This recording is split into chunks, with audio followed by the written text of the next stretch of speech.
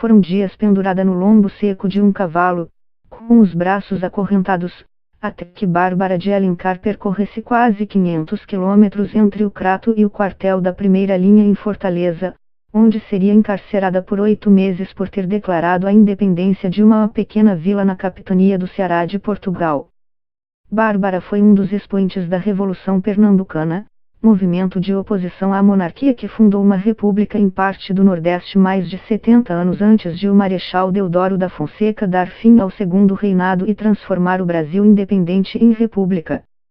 Para a diretora executiva da Biblioteca Nacional, Maria Eduarda Marques, o movimento é o berço da democracia brasileira e, apesar de ter sido mais reprimido e com maior crueldade do que a Inconfidência Mineira de Tiradentes, é pouquíssimo estudado. Em 2017, a Biblioteca Nacional fez uma ampla exposição sobre a Revolução Pernambucana. Entre os documentos daquela época, diz a historiadora, aparecem os nomes de apenas 3 mulheres, 2 escravas e Dona Bárbara do Crato, como era chamada. A Revolução Pernambucana foi um movimento que nasceu entre os padres carmelitas, com lideranças urbanas e participação ativa de intelectuais que estudaram em Coimbra, em Londres. O caso da Bárbara é interessante porque ela não era nada disso, diz.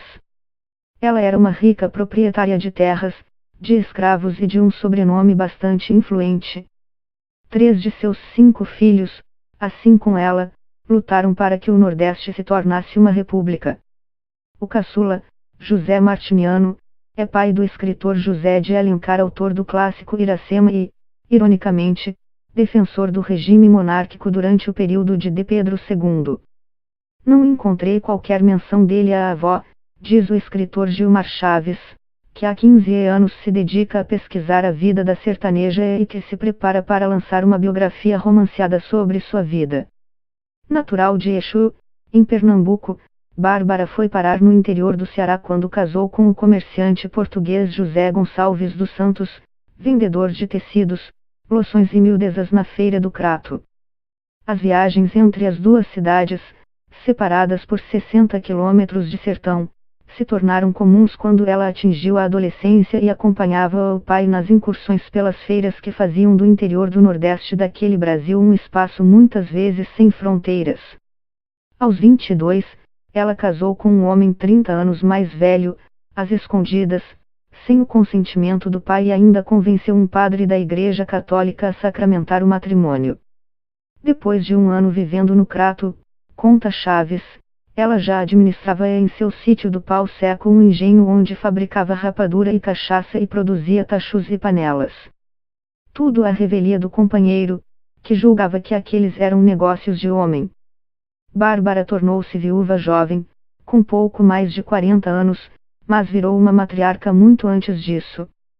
O projeto, feito inicialmente de forma voluntária e hoje financiado pelo edital Mecenas do Ceará, compreende entre 60 e 90 palestras por ano, para alunos de escolas públicas em sua maioria do ensino médio.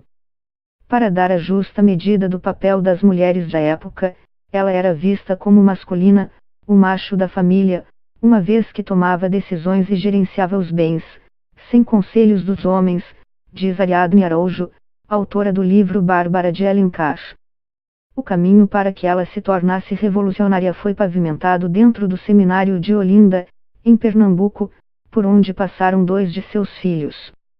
Fundado em 1800 para formar clérigos para a Igreja Católica, o seminário foi criado pelo bispo Dom Azeredo Coutinho, que, apesar de ser inquisidor-geral de Portugal, era mais progressista quando se tratava de educação, conta George Félix Cabral de Souza, do Departamento de História da UFPE, Universidade Federal de Pernambuco. Ele acreditava que os sacerdotes deveriam ajudar as pessoas do sertão. Assim, a formação envolvia plus conhecimentos e com viés prático que incluía o estudo da enciclopédia de Diderot e d'Alembert, diz o historiador, referindo-se à obra referência do Iluminismo. Contaminados pelos ideais iluministas e pela maçonaria inglesa que difundia o pensamento republicano, os padres carmelitas seriam protagonistas da Revolução Pernambucana, ressalta Maria Eduarda Marques, da Biblioteca Nacional. Amigo de Dona Bárbara, o frei paraibano Manuel da Arruda Câmara, que circulava pelo convento em Olinda e foi idealizador do movimento, fundou a primeira loja maçônica do Brasil, esta de inspiração francesa. Estudou filosofia natural na Universidade de Coimbra, em Portugal, e se mudou para a França revolucionária em 1790 quando a Bastilha já havia sido tomada em Paris e a burguesia e os camponeses que haviam destronado Luís XVI realizavam a Assembleia Constituinte para cursar medicina em Montpellier. Um de seus discípulos, o padre João Ribeiro, que o acompanhava nas expedições para investigar a flora do sertão e ilustrava seus livros de botânica, também estudou na Europa, onde teve contato com os conceitos de liberdade, igualdade e fraternidade que, na prática, questionavam o caráter divino da figura do rei e a hierarquização estratificada da sociedade. Professor do seminário de Olinda, ele se suicidaria em 1817, com a derrota das tropas republicanas, enforcando-se em uma capela. Seu corpo sepultado foi violado, a cabeça separada do corpo e exposta espetada em um estandarte nas ruas do Recife. O padre João Ribeiro, ao lado do padre Miguelinho, estava entre aqueles que tinham as ideias mais radicais, diz George Félix, da UFPE, citando também o nome do professor de retórica do seminário. Bárbara tinha contato com as ideias revolucionárias tanto através dos filhos radicados em Pernambuco José Martiniano de Alencar e Carlos José dos Santos quanto através dos religiosos com quem tinha amizade. Em sua casa do sítio Pau Seco recebeu a visita de um dos mais ilustres ideólogos do sistema de governo republicano na colônia, o frei Manuel da Arruda Câmara, o qual fez menção sobre ela em sua carta testamento, em 1810, destaca Gilmar Chaves. Ariadne Araújo pontua que, naquela época, o clã dos Alencar gozava de poder e prestígio não apenas na região do Cariri, hoje o sul do Ceará, onde estava instalado. A influência da família se estendia a outras áreas da capitania como Barbalha, Jardim e Araripe na divisa com o atual estado de Pernambuco e Várzea da Vaca, hoje conhecida como Campos Sales, no limite com o Piauí. Bárbara certamente não só apoiava as novas ideias de liberdade como as assumiu publicamente, ao apoiar o movimento. Isso que torna o papel dela importante para a época, comenta a escritora. Isso porque, no Nordeste do século XIX, diz Maria Eduarda, da Biblioteca Nacional, a atividade política e as revoluções eram espaços praticamente exclusivos dos homens. As mulheres, em geral, nem emitiam opiniões sobre esses assuntos. As mulheres que viviam nos sertões nordestinos na época em que viveu Bárbara de Alencar não tinham direito a nada. Se ela teve o papel que teve nesse movimento político é porque veio de uma família com muita força, dinheiro, terras e prestígio, orgulhosos de sua independência, acrescenta Ariadne. Estas condições transformaram Bárbara em uma mulher que sabia o que queria, forte e corajosa, com um espaço muito raro por aqueles tempos e naquelas bandas do interior para existir como sujeito. A escritora pondera que, ainda que a participação política tenha colocado a matriarca como ponto fora da curva, ela ainda era fruto de uma cultura local extremamente moralista e católica. Nesse sentido, destaca-se o fato de que ela, até onde se sabe, não era abolicionista ao contrário de alguns dos seus contemporâneos rebeldes. Bastante religiosa, exigia que os escravos seguissem preceitos do catolicismo e não permitia, por exemplo, que fossem amaziados. Os cativos, entretanto, não dormiam em senzalas, não sofriam os maus tratos comuns da época e a chamavam de madrinha, lembra Chaves. Um deles, Barnabé, chegou a decepar a própria língua entre os dentes quando foi interceptado pelas tropas reais, para não denunciar o paradeiro da sinhá. Outra, Brasilina, acompanhou pela mata a peregrinação de Bárbara, depois de capturada, até a prisão em Fortaleza. A vinda da família real portuguesa para o Brasil em 1808, fugindo das invasões patrocinadas por Napoleão Bonaparte na Europa, mudou o eixo político e econômico da colônia concentrado nos primeiros séculos na empresa açucareira do Nordeste.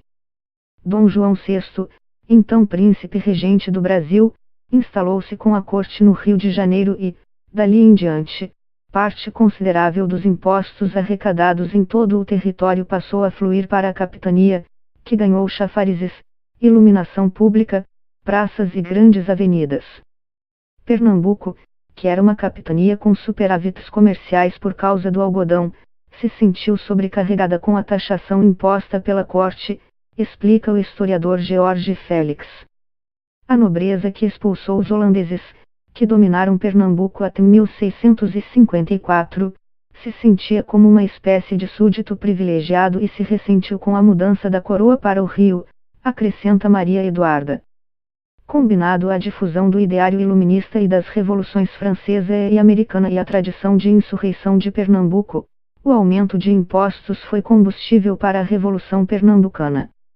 Apesar de um início atropelado, os planos dos rebeldes foram descobertos um mês antes do início previsto para a deflagração da revolta e eles tiveram que entrar em ação antecipadamente. A República de Pernambuco durou 75 dias. O padre João Ribeiro desenhou a nova bandeira, que até hoje representa o Estado.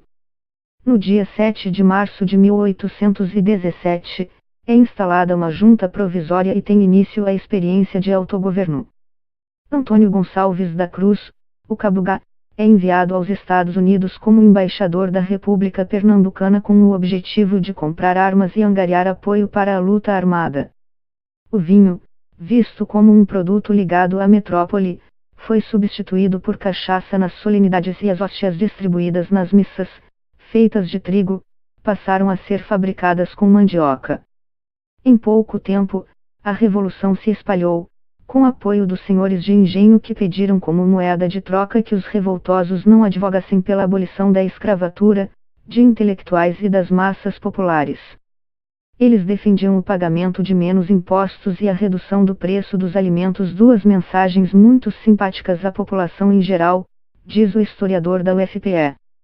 A República foi decretada durante a missa de domingo, com a leitura de uma carta do emissário José Martiniano, filho de Dona Bárbara, acompanhado de cerca de 200 homens. Os revoltosos tentaram, a princípio, se organizar, convencer líderes políticos da região, testaram a adesão das novas ideias em reuniões secretas, aliciaram alguns e prometeram empregos e favores a outros, conta Ariadne. O saldo entre os rebeldes, segundo George Félix, foram 300 mortos em combate, 100 exilados, 11 executados em praça pública no Recife e outros 3 em Salvador. A alimentação se resume a vísceras de animais mal cozidas na água e sal, acompanhadas de uma pequena porção de farinha e servidas uma vez por dia nos mesmos cochos de madeira usados pelos porcos. A pena, porém, não demoveu Bárbara de crença de que o Brasil deveria ser uma república. Em 1824, aos 64 anos, ela estava mais uma vez ao lado dos 3 filhos revolucionários, agora na Confederação do Equador. O Brasil já era independente de Portugal, mas governado pelo filho de Dom João, Pedro I. No conflito separatista que contaria, ao lado das tropas imperiais, com mercenários ingleses como o oficial Thomas Cochrane, ela perderia 2 filhos, Carlos José dos Santos, o padre Carlos, e Tristão Gonçalves, que, depois de morto a tiros, teve a mão direita amputada por seus algozes e o corpo exposto por um mês ao sol. Em 1833, um ano depois de o próprio coronel ter sido rendido e enforcado depois de participar de um movimento contrário à abdicação de Dom Pedro I, ela decidira voltar à Vila do Crato para ser madrinha de casamento da sobrinha. Mas não chegaria ao destino. Bárbara de Alencar morreu aos 72 anos, na casa de um sobrinho de 2º grau, onde estacionara para descansar no caminho.